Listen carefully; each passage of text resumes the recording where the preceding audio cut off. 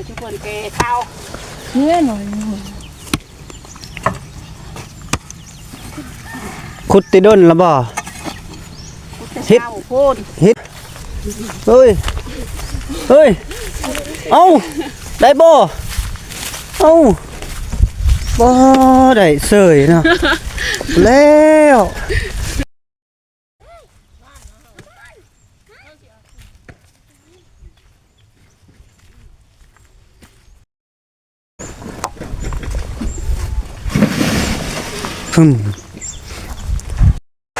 แบบนี้เลยพ่อคือ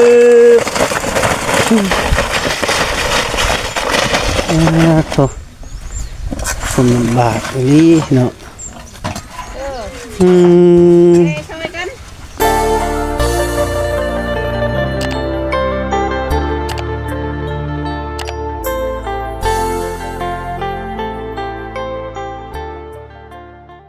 สบายดีพ่อแม่พี่น้อง FC เบิดสุขสุขคนเนาะมื้อนี้บ่าวแก้วก็มาหาน้องๆเพิ่นเนาะพี่น้องเนาะก็บ่ได้ฮู้อันน่ะน้องๆจักเพิ่นเฮ็ดหยังเนาะพี่น้องเอ้ยปุ๊กระจุกกระจิกอยู่ทางแม่ก็ได้พ่อแม่ครับทักทายสบายดีและสวัสดีเด้อสวัสดีช่วงแดดอ่อนๆพี่น้องเอ้ยตอน7 โมงเช้าพี่น้องเนาะก็ได้บอกแก้วว่าสิแล่นเมื่อบ้านเนาะพี่น้องแต่ว่าก็เลยเลี้ยวเห็นน้องๆเพิ่นก็ขุดดินเนาะพี่น้องขุดดินแล้วก็พากันคนดินใส่บ้านเนาะพี่น้องเนาะเพราะว่าเฮือนสบายดีเด้อโดยสบายดีตอนเช้าเนาะพากันขุดดินนี่บ่เนาะคักอีหลีพี่น้องเอ้ยแม่เพิ่นก็ได้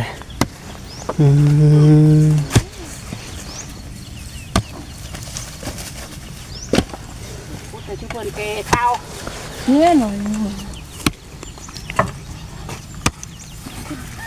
ขุดติดด้นละบ่เฮ็ดพูนเฮ็ดหยังอ่ะนะเฮ้ยเฮ้ยเอ้าได้บ่เอ้าบ่ได้เสยเนาะแล้วเฮ็ดดิบ่เล่นมันสีกวมอ่ะนะโอ้คึมคักอีหลีนี่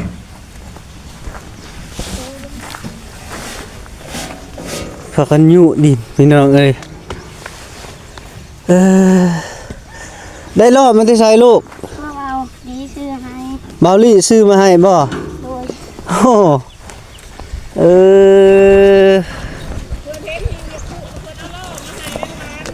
โดยได้สองรถแล้วได้เนาะเราซื้อมาให้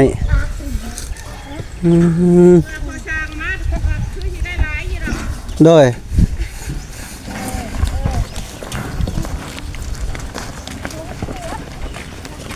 ค่อยเอาอย่าเฮ็ดลงเฮ็ดแต่เนี่ยเจ็บบ่ได้บ่เฮ็ดเป็นอันเด้อเห็นว่ากวมนี่หัวซักลงคอหักที่จะได้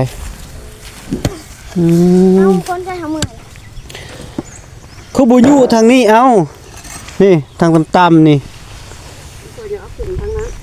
ทางนั้นมันยากได้ลูกนี่เอาทางนี้นี่ใช้น้องอีเอาน้องอีเด้คลิปไปได้ละเถียงอะไรมาคนก้อนขีดินชอยมูนี่แบกข้างล่างกระชับไงตอนแรกนี้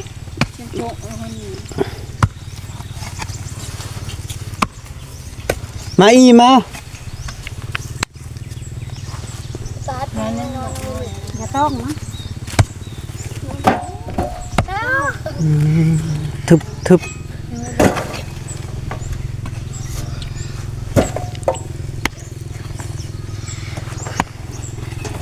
แม่พูดแต่จุ่มเพื่อนข้างหม้อข้าวไว้เลยโดยใช่อันน่ะส่วนดีๆบ่มีบ่มีแต่อันเดียวนี่บ่เดี๋ยวนี่ เอาตัวน่ะคือเห็นอยู่ เอาไปส่งเขาเลย โอ้ยืมเขาบ่ โดย อืม ยันมันขอชานปูนระยะมันติดชานเพื่อนระยะมันบอลอนระยะหมูชอบสีโชคกับเพื่อน โอ้โห ชานไม่น้องช่าง ร้อนแม่เอ้ยคันเอาเฮ็ดเวียกแล้วก็แช่น้ำไว้มันก็คุเองเอ้าน้องอีมาแล้ว มาดีเพื่อนล่ะ สบายดีลูก ยังบ่เปลี่ยนเนอกกระโปรงนี่เนาะ ยัง โปรงงามซะหลักสกีดินเลย กระโปรงมันพอปู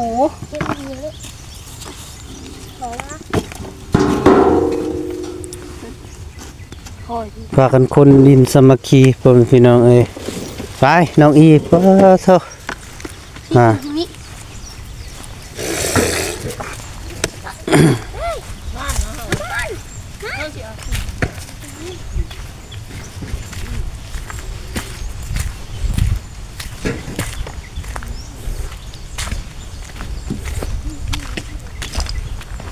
ทุ่ม แต่ละมือบ่จากมืออะไรขุดนี่ ไอ้นี่เจอ ลายมือเติบ ขึ้นอยู่บ่ห ให้กระเทียมให้กระเทียมให้กระเทียม เขาคงไปคือ ำค่อยๆอึบแน่เห็นบ่มันก็ได้แหละ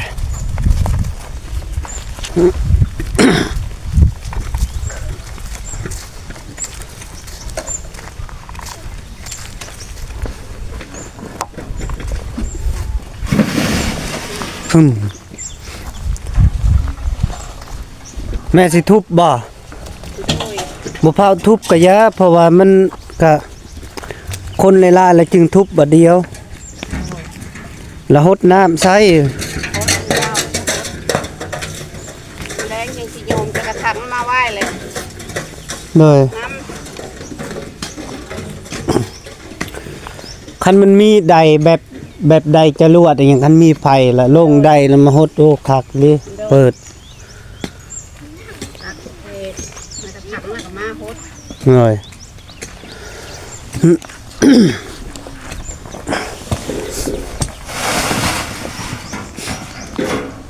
มันเต็มตัวนี้ก่อนใส่ตัวนั้นมันเต็มห้องนี่ก่อน ถอกใส่ก็ได้แม่ถ่ายรถเพื่อมันเต็มบ่แม่นง่ายเด้นี่ได แถวที่เติบเราพอช่างมาเลยพอ โดยพี่เราได้นี่ยังสิซ้ำมันนี่แหละยังอีกขานหนึงนี่พี่ เลย เทคานสำคัญเพียงแอวไปแล้ว เลย คันมีรถไมคโครยังมาแถวนี้ล่ะกวกเด้อ เลย กลัวละให้เพิ่นใช้รถใหญ่แหล้วก็สิซอยอยู่ดอกจากรถสองรถนี่แหละ โดยหักมีอยู่เพื่อนคือยังมาเอาข่าวเพื่อนก็จดเบอร์ไว้ โดยเพิ่นจดเบอร์ไว้อยู่บ่ โดย รถเท่าไหร่ บ่ได้ถามเพื่อนก็มาถามรุ่นน่ะฮะ โอ้ เอารถข่าวบ่แม่ว่ายังบ่จักน้ำเพื่อนว่า มีบ่เบอร์โทรนะ มีได้เพื่อนจดไว้ โดยคันมีจะน้อยค่อยสิกดให้แล้วค่อยสิอันน่ะโทรหาเพิ่นลางมา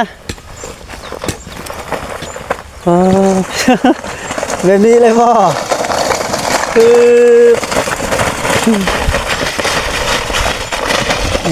โถคนลำบากนี่เนาะ อืม ช่วยกัน ซอยกันโอ้ยค่อยลูกบ่เฮ็ดแหงเด้อคอยยุ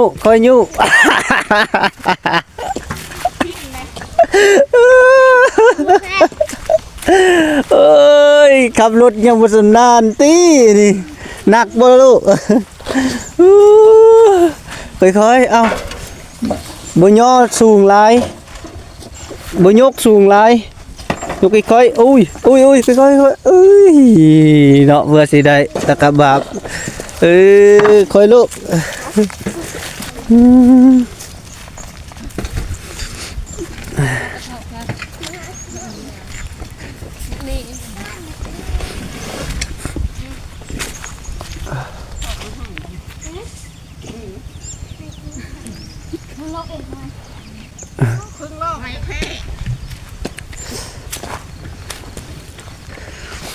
โอ้ รถลากวันนี้ลูกรถลากเจ้าบ่อุ้ยถอยเลาะลงก่อนลูกเอ้ยเนาะ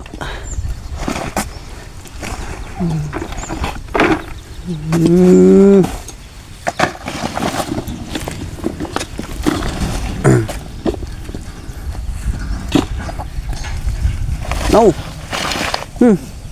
อุ้ยไกลแล้วอู้ดึง โอ้ความพยายาม เอาไปโอ้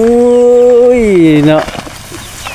ประมาณ3 กิโลได้นี่พี่น้องเอ้ยเพิ่งน้องเพิ่นลากไปเลยแกไปเลยโอ้น้ำดีบ่ดี โอ้ลุเทกระลามสิไปเรือแกนักกว่านี้นะ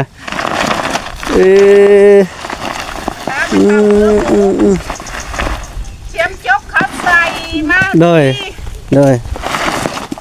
เอา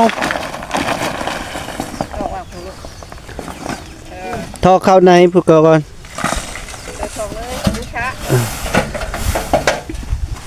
บ่แม่ประมาณ3 รถนี่ก็โอเคบ่เต็มบ่เต็มได้3 รถนี่เนาะโดยเนาะพ่อแม่พี่น้องเอ้ยเพราะว่ากะเพิ่นยุมานี่กะตาสงสารเพิ่นใดพี่น้องแล้วก็เบาแก้วก็อยากซอยอยู่แต่เบาแก้วก็บ่มีงบปะนะกะประมาณ4 รถนี่กะโอเคกะเต็มแล้วพี่น้องก็ยังสูงได้นี่ใดเพิ่นทมแล้วเพิ่นมาคนมาทมแล้วก็หลายเลยพี่น้องแต่ว่าก็ยังสูงอยู่นี่ยังอีกเพียงแอวโอ้เพียงแอวประมาณอยู่3 รถ4 รถนี่แหละก็พอดีเนาะพอดีเต็มเลยโอ้ยเนาะบ่าวแก้วก็อยากขอความช่วยเหลือทาง FC เนาะพ่อแม่พี่น้องเอ้ยกับไผเห็นเบิ่งคลิปของบ่าวแก้วคลิปนี้ก็เป็นตาน่าสงสารน้องๆเพิ่นแล้วก็แม่ตู่เพิ่นพี่น้องเนาะแล้วก็ยุดินลากดินพี่น้องวานนี่ ฮะ หัวกระหอบไปตัดอ้อยน้ำหมูเลยวานนี่ ไปตัดอ้อย โดย เราไปหาเงินบ่ ไปหาเงิน โดยโอ้ไปตัดอ้อยทางใดเรานะ ไปทางบ้านวังไห้พี่ บ้านวังไห้พุ่น โดย โอ้ แม่ไปสีข้าวไปซื้อเอาข้าวเพื่อไปแล้วทางบ้านนะพอไปได้ป่ะไปตัดอ้อยว่ะ นอนบ่ ไปนอน เลยก็ดีคือกันเราก็ไปหาเงินแม่อยู่กับลูกพี่แล้วก็พากันเฮ็ดเวียกจังซี่หั่นแหละก็เฮ็ดก็เฮ็ดได้ซำใดก็เฮ็ดท่านเฮ็ดบ่ได้ก็พักผ่อนแดดละพักผ่อนในรักษาสุขภาพในยามนี้มันก็ยามมันเปลี่ยนอากาศตลอดแล้วก็มันบ่สบายหลายคนอยู่ค่อยก็หากับพื้นวังใดนี่ก็ได้บ่สบายไปโอ้ยเนาะโอ้ยชืบทำมาวางนี้ก่อนเลาะรถ1-2 คนคุมนี่นะมาเจนอปูเชือ ให้เลยลูกเอ้ยปูเชื่อให้โลกในอีถุนน่ะตัวนี้ของเฮาได้จ้าเฮ้ย เออ เวลาลงตะลุดแล้วก็ยู่มากของเฮาตัวนี้ตัวนั้นคงโตว่ะ แบ่งเลยบ่ แบ่งเลย เอ้ย เจ็ดปูเชื่อ โดย คิดคือหมู จับจ้องเนาะเออเนาะโอ้ยน้องอีส่วนดินแล้วพี่น้องเอ้ยพากันเทียบกระบุกกระบิกอยู่นี่ เหมือนกัน อืม น้าอีจานจะขู่ของหมูนี่เอามือก่อน เสาเมื่อยเห็นเมื่อย แล้วกูก็จานในหมด อุ้ยสวนเลย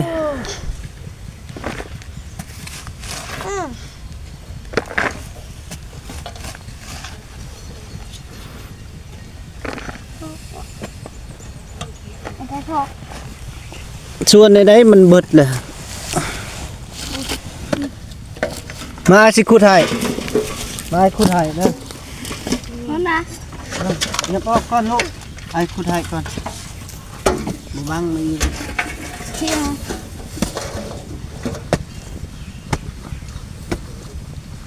เลิกได้นี่แหละมันเป็นห้องนี่เป็นห้องยามันบอก เป็นห้องมายามัน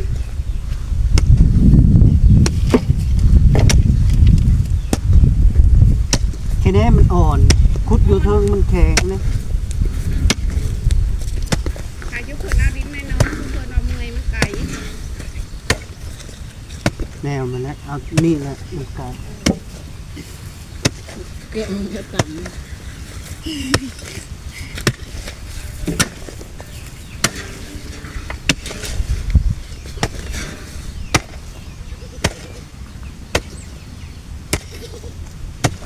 เอาส่วนมัน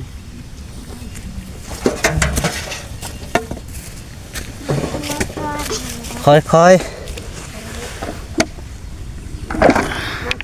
งดูไปจับผูกเบิ้งผู้ที่ชานมา ๆ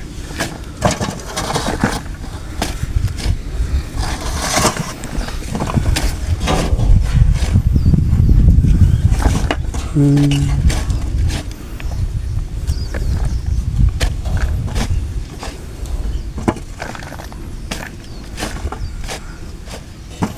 แต่ลูกแต่นอนลูกเพื่อนพาเดี๋ยวลุงมาเห็ดมามึงก็ ตื่นนอนแล้วก็ใส่เลย โดย เออ พ่อไผ่ล่อมัน หล่อไฟหล่อมันเลย โดยพอบอก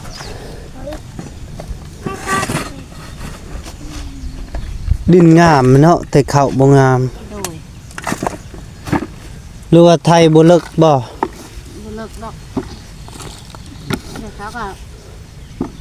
ไม่ใช่อีกไหม ผม อ่ะ นอนมันลมมันก็บอกเอาโหลดลงมาเลย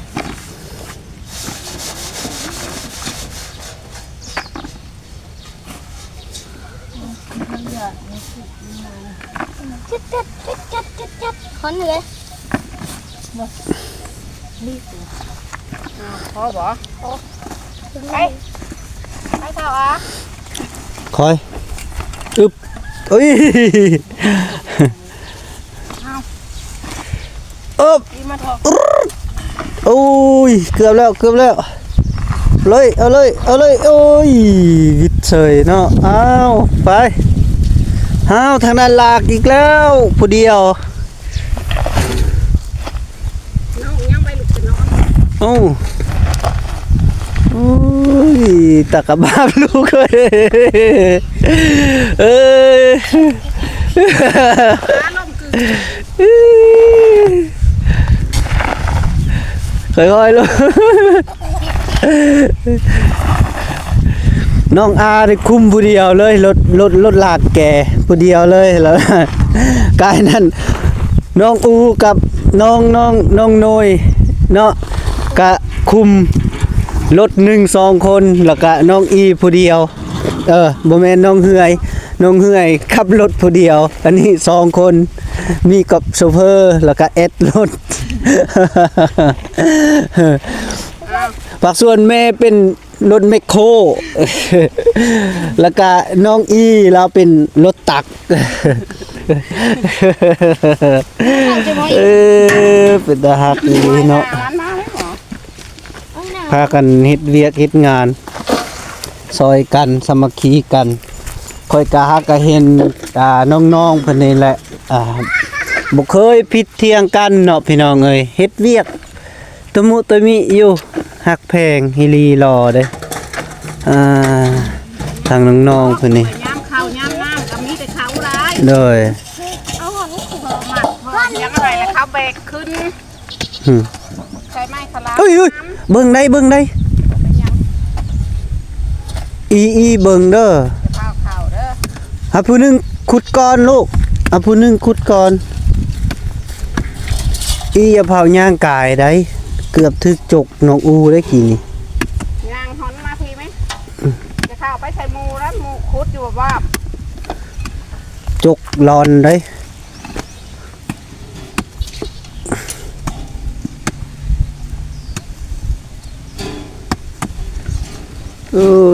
เสียวเลย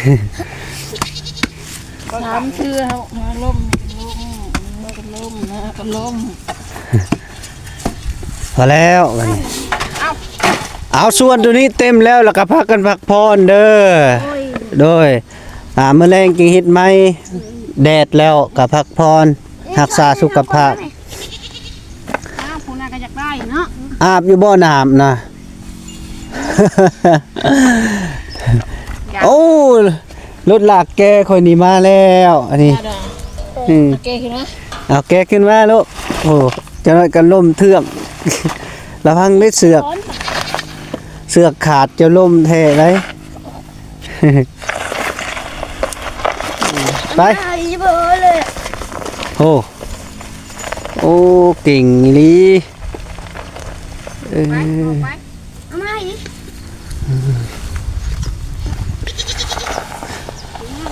ไป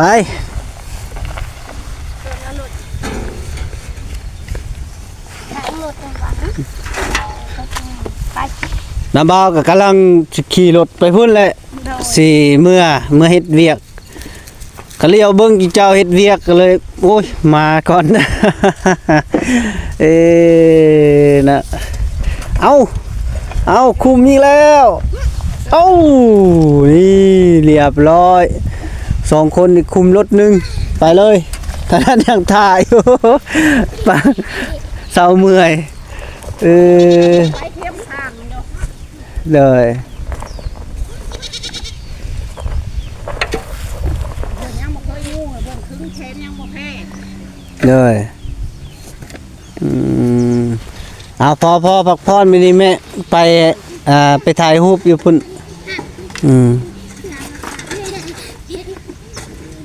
เอาเท่าไหร่บอก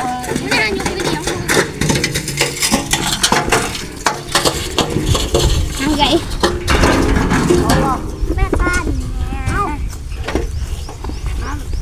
ขอบาทนี่ตอนแรงอีกกูสิฮดคักก่อน ไปคนละเลาะกับพ่อมานี่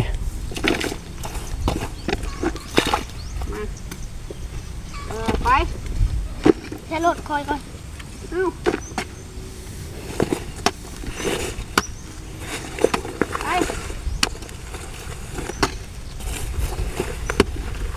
เอาไปอยู่ห่มเลยเด้อพอแหละตอนแรงอีกเอาไปเข้าอีก ใช่โหลด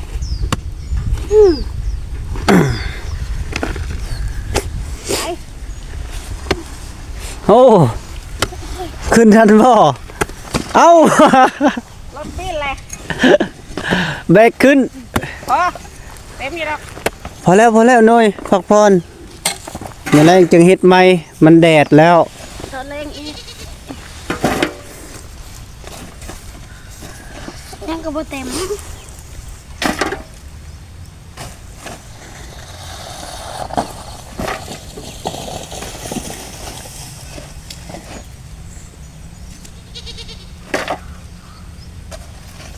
เพื่อนมาชงให้มืดเลยไปชุกอีกอย่าได้ตัวว่าเดินมืดย่านงูเงี้ยวได้ มืดแล้วบ่เฮ็ด ตื่นเช้ามาแล้วก็พากันเฮ็ดตอนแรงก็แดดอ่อนจึงเฮ็ด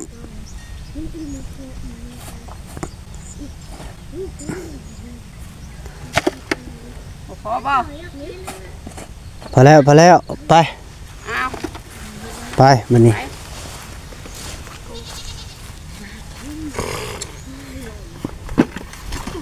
ดิช เว้ย อุ๊บ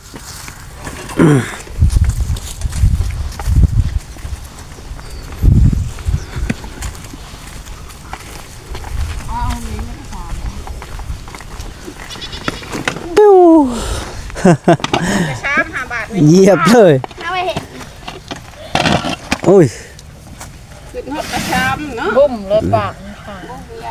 โดยสบายดีอีกเทื่อนึงเด้อโดยเป็นไดเฮ็ดเวียกเฮ็ดงานเมื่อยบ่เมื่อยอยู่ น่ะก็ตั้งใจเฮ็ดเวียกเฮ็ดงานเนาะพ่อแม่พี่น้องก็ได้น้องๆเพิ่นก็นี่ตะมุตะมิอีหลีพากันสามัคคีเฮ็ดเวียกซอยกันเนาะกะน้องๆเพิ่นนี่ก็บ่แม่นยักย่องดอกบ่เคยผิดเถียงกันนับแต่บ่าวแก้วมากะสิเข้าเป็นปีแล้วได้นี่เนาะมาถ่ายคลิปถ่ายทำนำน้องๆเพิ่นก็ได้แต่มื้อนี้ก็ขอโทษขออภัยเด้อเพราะว่าหน้าบ้าวก็สิเมื่อพุ่นแต่ว่าสลังเห็นที่เจ้าเฮ็ดเวียกก็เลยมาถ่ายคลิปก็บ่ได้มีหยังซื้อมาตอนเอาไว้มื้อหน้าซะก่อนเนาะมื้อหน้าสิซื้อเป็นมักโมบอหรือว่าข้าวนมบอหรือว่าเป๊ปซี่เนาะซื้อมาฝากให้กินนํกันเนาะกับมื้อนี้ก็บ่ได้มีหยังเพราะว่าน้าบ่าวก็มาแต่เช้าเนาะ